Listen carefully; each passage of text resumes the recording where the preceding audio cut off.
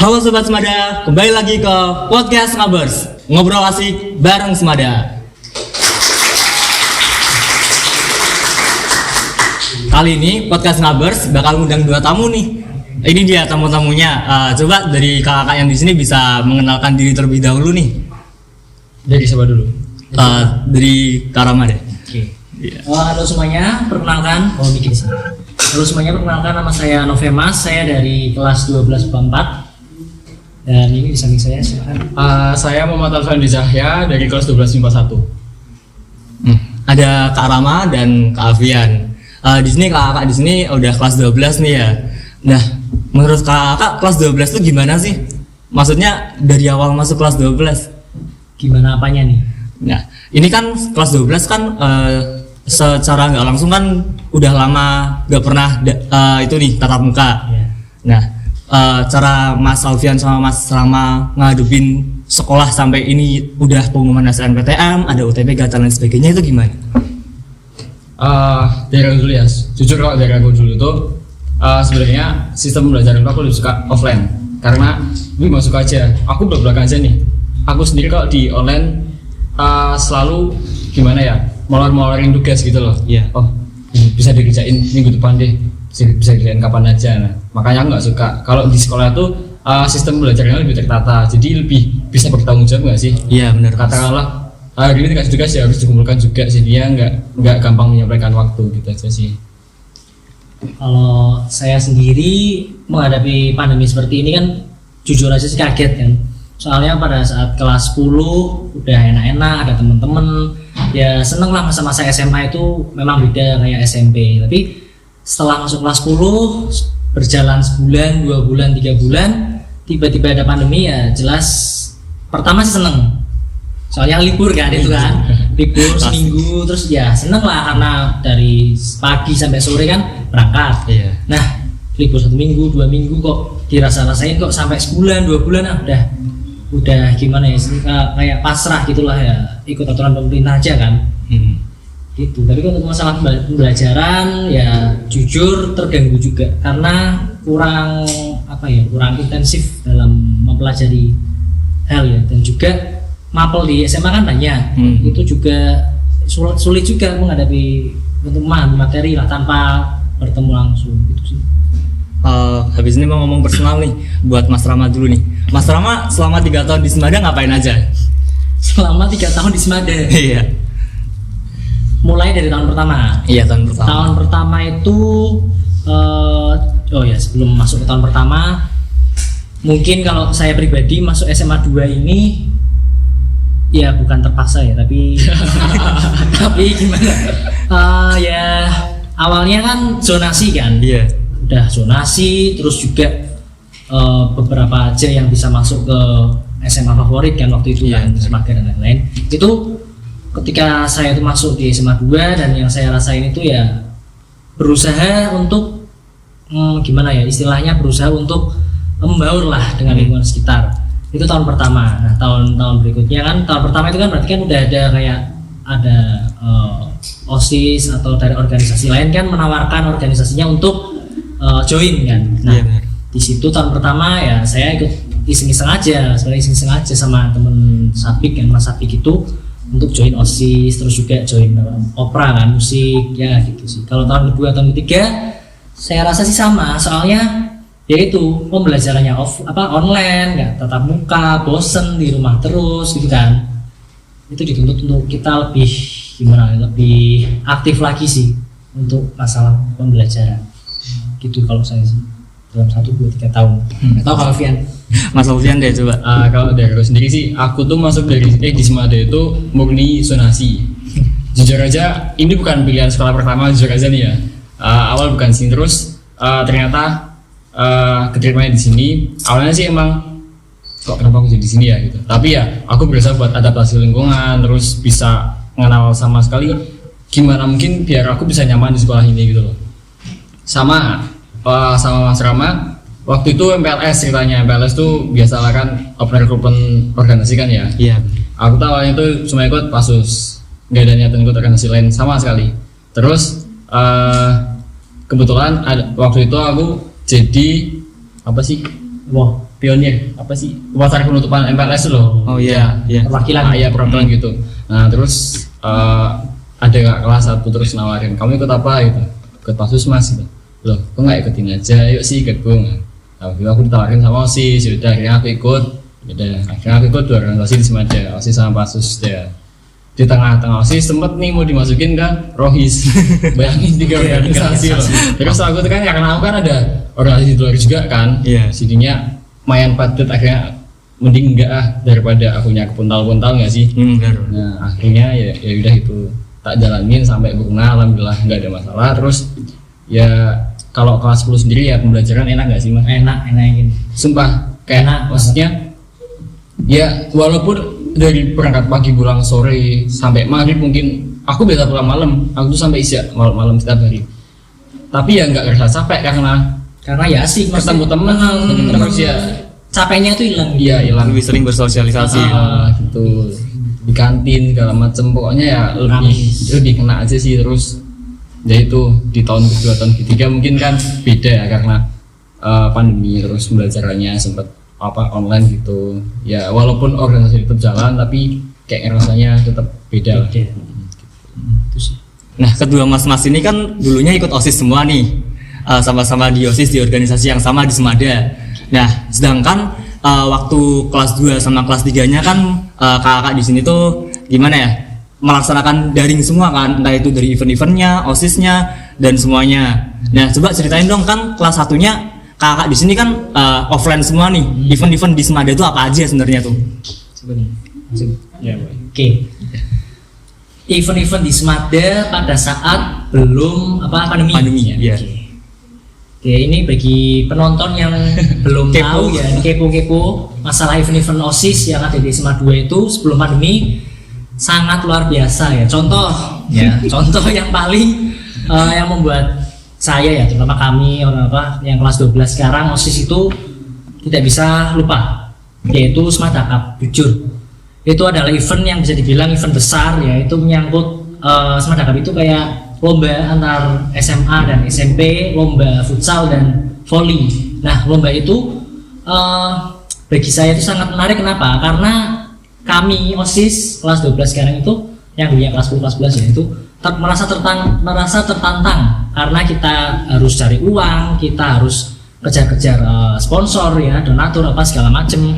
Kita itu pulang sekolah ya sore jam 3, habis itu langsung bablas rapat sampai malam, itu rasanya sangat luar biasa. Dan bukan waktu yang sedikit. Dan bukan waktu yang sedikit, itu butuh berbulan-bulan untuk menjadikan Semada Cup itu terlaksana. Kalau menurut saya sih itu yang event yang sebelum pandemi kan, pandemi yang sangat luar biasa, yaitu capeknya apa segala macam. Ya gitu sih kalau saya. Kalau dari Mas Alfian nih? Nambahin aja ya, selain Semada Cup itu dulu waktu sempat mau ngadain perpisahan. Oh iya, perpisahan tuh jadi udah jalan dari bulan Februari ya, apa Januari kalau Februari gitu lah. Ya udah mulai prepare buat nyiapin. Terus tuh kita COVID kapan? Maret Aprilan ya. Nah itu jadi yang bikin kayak kecewa tuh hamin seminggu dibatalin misalnya, padahal kita udah sewa gedung, udah konsep segala macam matang semua, tinggal jalan. Panitia udah ya udahlah, mungkin udah bisa jalan lah. Terus nggak tahu kenapa tiba-tiba hamin seminggu dibatalin gitu. Terus yang intinya ya depan bukan lobby joglo tuh dibikin kayak sebuah ruangan buat bilik suara gitu loh. Nah jadi kayak rangkaian acara tuh dari awal tuh yang pertama pembacaan visi misi program dari calon OSIS kan, dulu kan 3 kan ya. Nah 3, terus tuh habis itu udah pembacaan sesi tanya jawab, dan itu tuh yang ngasihin satu sekolahan. Jadi tuh ya dari gedung sana utara selatan segala macam bisa maksudnya bisa tanya segala macam, pokoknya asik lah, ramai sekolahnya. Habis 3 calon itu nyampein visi misi programnya, habis itu PAW kampanye itu ngeliling sekolah. Jadi kayak asik gak sih? Asik. Ditonton dari dalam kelas PAW gitu. Terus juga kan OSIS kan, itu yang kelas 10 kelas 11 itu jadi tim ses. Ya. Tim sukses untuk ketos 1, ketos 2, calon ketos ya, ketos 1, 2, 3 gitu. Jadi ya asik kan sih. Habis itu ya udah siang sampai sorenya baru itu ya pemilihan suara. Pemilihan suara, habis itu langsung diumumin dan itu sih. Dan Intinya ya kegiatan waktu pandemi sama sebelum pandemi sih beda jauh banget sih. beda jauh. Lebih capek yang sebelum pandemi. Nah dari kakak di sini berharap apa nih buat adik-adik kakak ini? Kan sebentar lagi kayaknya kemungkinan sekolah bakal offline terus nih. Mungkin event-event apa yang ingin kakak berikan saran kepada kami sebagai kelas 10 sama kelas 11? Boleh kamu? Kalau saya secara pribadi nggak usah jauh-jauh, nggak usah event baru, nggak usah buat event yang istilah baru ya. Iya. Tapi kalau menurut saya itu event yang sudah ada di SMA 2, contohnya tadi Smart Data, itu kalau bisa dikembangin, boleh dikembangin lagi dan dihidupkan kembali. Ya. Tahun ini kan Smart Data kan nggak ada Nggak kan? ada. Nah, ini kan pandemi kayak gini kan udah mulai ada kerenggangan, maksudnya nggak patio istilahnya nggak patio padat temen lah, maksudnya nggak aturannya tuh nggak terlalu padat, jadi kita bisa mengatur biar Smart Data itu berjalan lagi itu, nangkap nggak? Nangkap mas. Jadi intinya ya kalau saran saya sih event-event yang ada di sekolah yang dulu yang tahun-tahun kemarin belum terlaksana karena pandemi itu kalau bisa dilaksanain lagi, karena itu jujur event yang sangat bisa dibilang sangat capek, sangat asik ya, macam-macam lah. Ini juga menarik minat kan, apalagi itu ada SMP dari luar kabupaten, dalam kota, nah itu Sekalian bisa promosi iya, ya. promosi SMA 2 ya. Kalau dari aku sendiri sih mungkin kurang lebih sama ya sama Mas Rama, setuju banget. Tapi ya tambahannya mungkin di samping itu kan bisa menciptain event-event baru yang bisa mengedukasi nggak sih? Inovatif Ya, yang dimana bisa mempromosikan sekolah, terus bisa ngenalin sekolah ke luar-luar lah, nggak ke dunia pendidikan juga, tapi mungkin ke dunia sponsor itu kan. Nah, dia kenal oh ya Semada itu eventnya bagus-bagus, terus intinya Nambah relasi. ya relasi keren lah gitu. Itu aja sih menurutku. Ini bisa diminum dulu mas kalau misalnya ini apa ini sponsor bukan nih? bukan sponsor. Bukan, tutup ini. Belum saatnya podcast menerima sponsor. Kalau ada sponsor bisa komentar di bawah. Sponsor, oke. Gak apa kalau mau diminum. Lanjut boleh. Ada aja lagi. Lanjut. Ini sebenarnya dari angkatan kami kan kakak kan mau purna. Sedangkan dari angkatan kami juga mendapatkan sedikit masalah, sedikit problem di mana ini menyangkut ke pemerintah sih. Politik ya? Bukan bisa dibilang politik sih, seperti ke kebijakan pemerintah kan. Kalau tidak salah kan Pak Ganjar menetapkan bahwa sekolah-sekolah sekarang, terutama di SMA, itu kan apalagi tidak ada gimana ya, penarikan uang iuran gitu Kak. Nah sedangkan dulu kan mungkin ada ya yang bisa dibilang uang gedung ataupun SPP gitu kan. Nah sekarang kan sekolah tidak ada penarikan uang seperti itu. Jadi buat pelaksanaan event-event yang mungkin butuh dana yang gede gitu kan, jadi kita kan juga harus pikir 2 kali bagaimana cara mengolah uang jadi lebih baik lagi gitu kan Kak. Nah dari Kak sendiri sebenarnya ada saran gak sih, maksudnya biar gimana ya, walaupun sekolah cuma ngasih sedikit tapi kita bisa ngerasain event yang wah gede banget gitu. Boleh Saran kan Pak Ganjar bilang ada kebijakan kalau sekolah nggak boleh narik Iuran lagi. Ya itu sih emang udah denger sih aku. Nah kalau udah ada kebijakan seperti itu, dari OSIS-nya sendiri itu berani mengambil resiko atau enggak gitu dulu. Kalau berani ambil resiko dan kompak antar organisasi kan kerjasama kan, kalau event besar gitu kerjasama itu mantep, bener-bener yakin ya gimana caranya terlaksana ya, entah itu susah payah cari sponsor sampai keluar luar. Soalnya dulu tuh pernah beberapa tahun dulu di angkatan Mas Dana kalau nggak salah itu sampai luar nyari sponsor, dan itu sebelum pandemi. Nah kalau pandemi seperti ini kan kemungkinan sponsor itu ngasihnya nggak sebanyak yang dulu kan. Nah itu salah satu tantangan buat kalian semua sebetulnya kalau menjalani event yang benar-benar besar dan emang uangnya tuh minim, gimana caranya harus laksana. Bukan harus laksana sih, kalau dari angkatan kalian tuh ragu-ragu, katakanlah gini, disnatalis. Iya. Ya kan? Disnatalis itu ya bagi teman-teman yang belum tahu, disnatalis di SMA Negeri 2 itu terakhir zaman siapa ya? Terakhir itu Mas Ang. Mas Ang. Yang hasilnya Seven gitu. Ya, Tigor. Iya, dulu itu SMA 2 itu GS-nya itu Selon Seven. Tapi beberapa Gimana Selon Seven? Antara dulu pokoknya. Yes, lupa guys. Komen itu kan cerita-cerita kakak kelas OSIS dulu kan. Nah, jadi kalau disnatalis kan mau diterapi nih ya kan, angkatanmu atau angkatan bawah ya tahu. Nah itu kalau bisa, kalau saran saya pribadi, kalau memang belum mantep, belum siap untuk menghadapi tantangan-tantangan yang ada, ya kalau bisa dimatengin lagi sampai kita mendengarlah kebijakan baru oleh pemerintah yang seenggaknya kita tuh bisa dapetin dana lebih gitu loh. Iya. Itu sih kalau menurut saya lebih cenderung gitu. Jadi kalau mau disnatalis ya, contohnya disnatalis ya silahkan, kalau kalian itu memang benar-benar niat dan mampu untuk menjalani itu. Kalau saran saya pribadi, kalau nggak sanggup lebih baik jangan dipaksa dan jangan memaksakan. Itu sih susah juga. Iya, menurutmu gimana? Kalau aku sih ya bener banget. Apa namanya? Tapi di samping sponsor itu juga kan nggak boleh iuran kan, sebenarnya sih kesadaran siswa juga nggak sih, kayak Iya.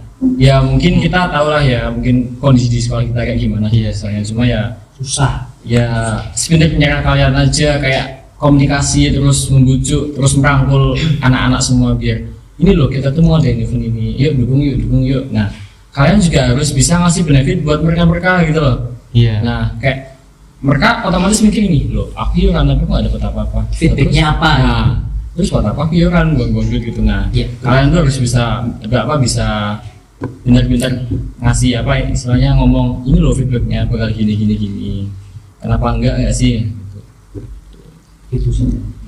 Jadi intinya kembali lagi ke panitia yang menjalankan event itu. Gitu. Jangan ya kalau jangan sampai memaksakan gitu. Kalau udah benar-benar bisa, angkatan-angkatan atas juga bisanya kan ngasih saran kan, saran juga, nggak harus kamu harus ini nggak bisa. Jadi kalau menurut saya pribadi sih gitu aja, ngasih saran. Kalau emang kelas 11, kelas 12 yang mengurus ini tahun ini itu nggak sanggup atau gimana ya, nanti tergantung kalian lagi. Yang penting yang rencana yang belum berhasil ya jangan kayak terbuang sia-sia sih. Yang penting tetap salurin ke adik kelas. Iya, gitu. Kayak contoh disalurkan kan dari angkatan Mas Rian sih. Angkatannya Mas Rian, terus turun ke Mas Dana, turun ke angkatanmu kan? Iya. Nah nanti angkatan adik kelasmu jangan lupa, biar maksudnya ada ilmunya ada lah. Iya. Biar mereka nggak ulangin dari nol gitu. Wah, berat. Iya. Oke, itu sih. Dari tadi kan udah bahas organisasi, udah bahas pelajaran, udah bahas Alusmada. Kira-kira dari kakak di sini selain di sekolah, mungkin di luar nih, bisa ceritain sedikit nggak selama 3 tahun tuh ngapain aja gitu? Bisa mungkin hobi ataupun aktivitas sehari-hari atau gimana? Boleh, aku dulu ya. Oke. Kalau aku sendiri sih kalau selama kelas 10 full aku di sekolah kayaknya, nggak ada kegiatan luar. Maksudnya dulu tuh kayak aku benar-benar ngerasain berangkat jam 6 pagi terus pulang jam 8 jam 9 malam tuh kayak yaudah di rumah cuma numpang tidur nggak sih? Iya kan, tidur mandi udah berangkat lagi, bahkan weekend pun ya tetap harus ada kegiatan di sekolah gitu. Jadi kalau kelas 1 itu full benar-benar kegiatan Kosong juga. ya, kosong. Kalau aku sendiri sih aku tuh suka bantu kerjaan orang tua. Aku kan bilang kan ada kayak catering gitu kan di rumah. Nah aku kayak bantu gitu nganter-nganterin. Jujur aku tuh suka orang yang jalan-jalan. Aku tuh Vacation. Tapi ya nggak harus jauh-jauh sih. Yang penting aku tuh nggak gabut di rumah, nggak diem, nggak mikir apa-apa gitu loh. Jadi tipe orang yang produktif ya? Nah ya, makanya itu kelas 10 aku benar-benar dipantang banget sama kegiatan banyak. Giliran kelas 2, kelas 3 kayak nggak ada apa-apa. Kayak bingung mau ngapain kan? Sepi banget gitu loh. Rasanya beda. Terus di samping itu sih paling aku kegiatan organisasi luar sih. Aku kan ke forum anak kota Pekalongan kan keluar kota juga, jadi ngisi waktu juga gitu. Ya sih gitu aja. Kalau aku aku ini nggak usah terlalu formal. Nggak apa-apa, santai aja mas. Kalau aku sih kegiatan di rumah selama pandemi. Enggak di rumah juga, bisa di luar rumah gitu ya. Oke. Kalau di luar rumah itu saya sih biasanya kan saya kan hobi reptil ya. Review. Ya reptil ular gitu Iya. loh. Ular atau iguana. Nah, pertama itu saya cerita sedikit mengenai saya kok kenapa bisa senang reptil kan. Awalnya tuh kakak saya kan suka reptil. Nah, saya kan awalnya penasaran di di dalam kandang kan itu Iya. apa ular, waduh. Pertama saya takut. Terhandle tak pegang-pegang terus maksudnya di handle di apa namanya di handle di tangan gitu kok ya suka lah ngasihnya. Seiring berjalannya waktu kalau saya itu suka kayak bisnis gitu loh, bukan bisnis ya, kayak jual beli. Iya, coba. Nah, jual beli lah. Kan ini kan awal nganggur kan, maksudnya nganggur. Kayak sekolahnya kan paling cuma jam 7 sampai jam 10 daring kan, Iya. rumah tugas sampai segala macam. Nah, mengisi kekosongan itu ya mencari cuan. Iya tahu Ya kan? Soal mencari cuan ya bukan apa-apa. Soalnya kalau mencari bukan mencari cuan ya sih Menambah uang jajan. uang jajan ya. Untuk mengisi waktu luang, timbang nganggur nggak ngapa-ngapain, tugas walaupun tugas belum beres ya, tapi seenggaknya adalah penambahan jajan. Soalnya kan kalau mau pergi gitu kan kurang kan, jadi orang tua ngasih berapa, nanti minta kembalian kan repot. Kan? online ya. Kalau online, apalagi online nggak dapat uang jajan. Nah, mulai dari situ aku tuh ya itu jualan reptil ya, kemudian ada ular, iguana, kura-kura dan lain-lain. Belajar dari situ dari mas saya, dari kakak saya ya. Jadi ya paling nggak sih itu jual beli itu ya lumayan lah. Bro. Ya waktu itu ya mau albino itu kayak jenis ular sanca ya, sanca warna kuning tapi mau itu babynya itu 300 atau ya sekitar 300-400. Nah itu karena saya itu kan punya indukan ya atau ibunya lah istilahnya ibunya itu melahirkan ya kan itu cuan semua ya kan jadi saya itu ya ikut bantu bersihin kandang, ikut apa namanya ngasih makan ya, makannya mencit apa dan segala macem ya alhamdulillah jadi caranya dapet gitu. Jadi mulai dari situ lihat ada celah kalau bisa menghasilkan ya gitu sih. Nah, nih buat teman-teman nih biar jadi saran yang bagus. Jadi kan sekolah online nih, mending sekolah sambil cari uang jajan. Karena pandemi itu uang jajan pasti kurang. Jadi solusinya itu. Tapi harus harus jangan lupa tugas sama sekolahnya. Iya, tugas nomor 1. Ya kamu boleh mesti kegiatan sekolah semua ya, jangan lupain kewajiban kamu sebagai Iya. siswa. Ya, boleh jualan maksudnya bisnis gitu tapi ya diprioritasin tugas dulu ya. Gitu sih. Tapi dengar-dengar juga Mas Rama suka banget ya kalau misalnya itu daki gunung. Oh iya, daki gunung kebetulan itu juga hobi ya. Jadi hobi saya itu ada banyak daki gunung, terus juga main musik ya, terus juga salah satunya tadi reptil.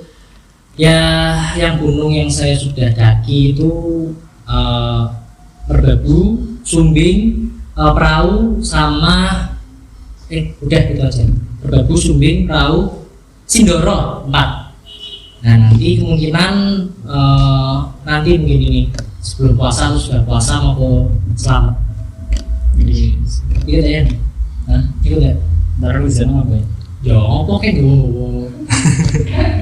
Oh ya sebentar.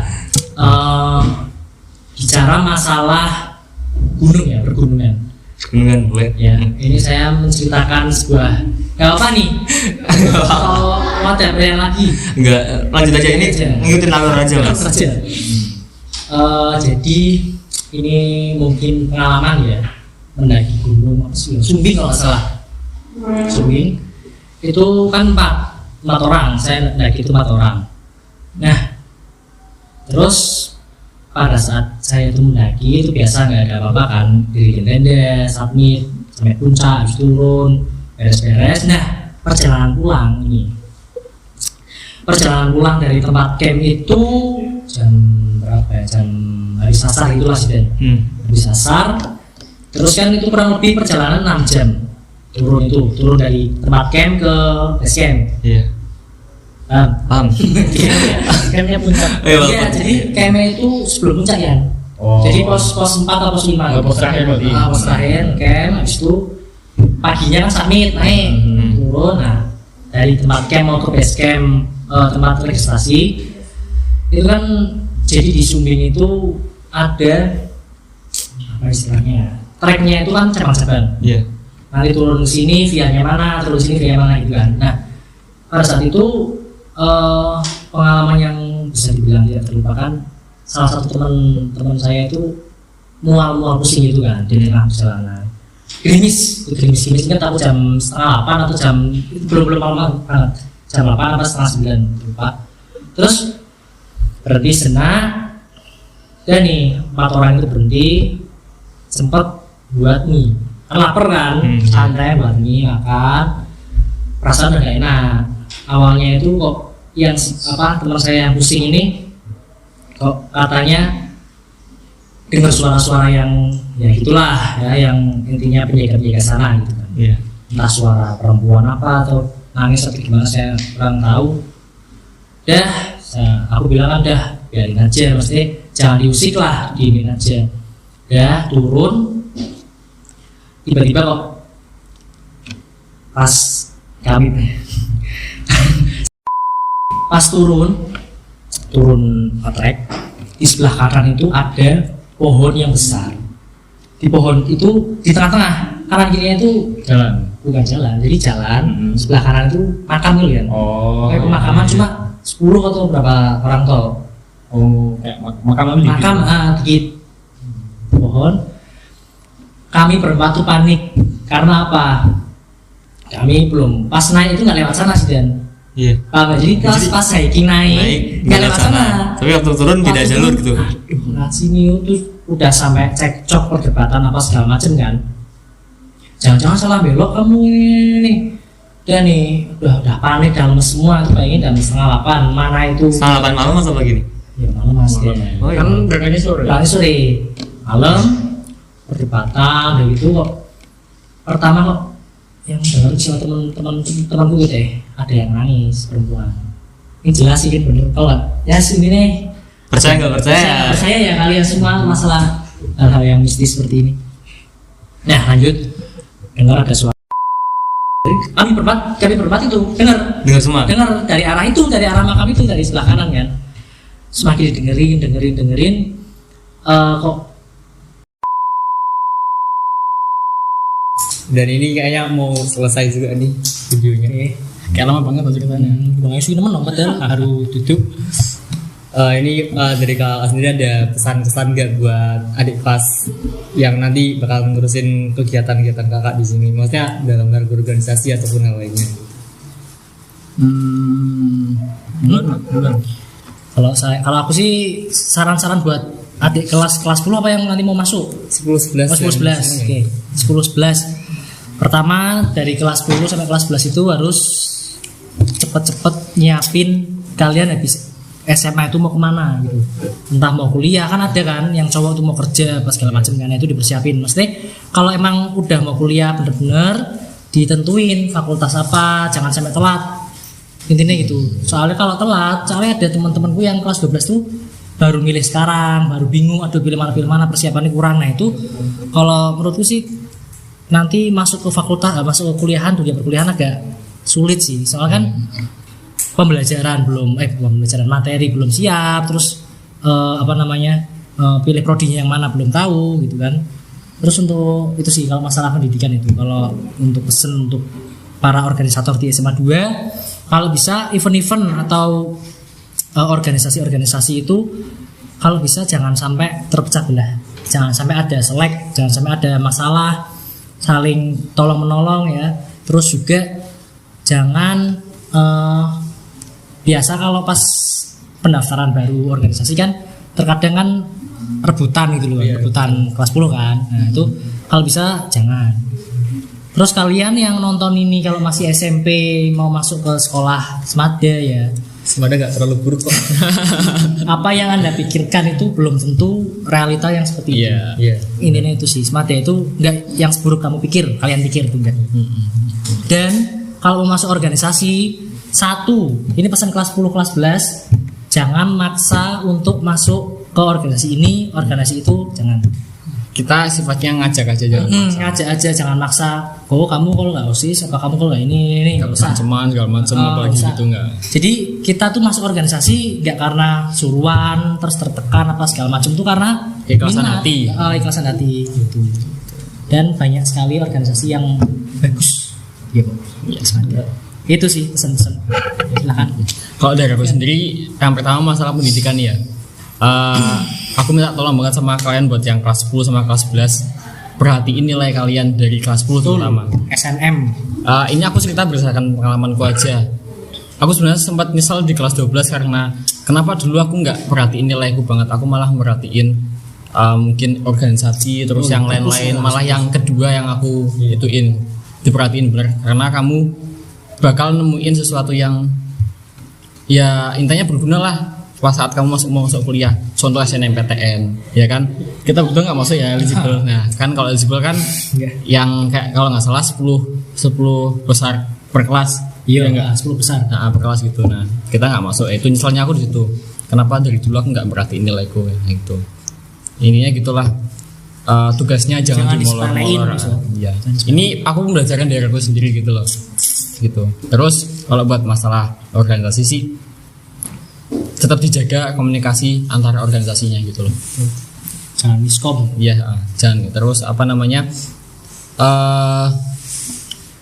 Jangan terlalu menurutku nih, jangan terlalu pentingin event, pentingin dulu apa namanya individual organisasimu dulu. Kalau internal dulu. Kalau internalmu udah perfect, udah bagus, otomatis eventmu lancar tanpa kendala. Iya enggak? Iya. Nah, makanya itu internalmu dibenerin dulu, sekiranya itu udah biar satu sama lain udah ngerasa klop, udah ngerasa keluarga sendiri. Iya, enggak egois-egoisan. Tak jamin eventmu, kamu mau ngatain event apa aja bisa. Dana segede apapun, mau 1 miliar apa miliar, tak jamin bisa. Amin. Enggak.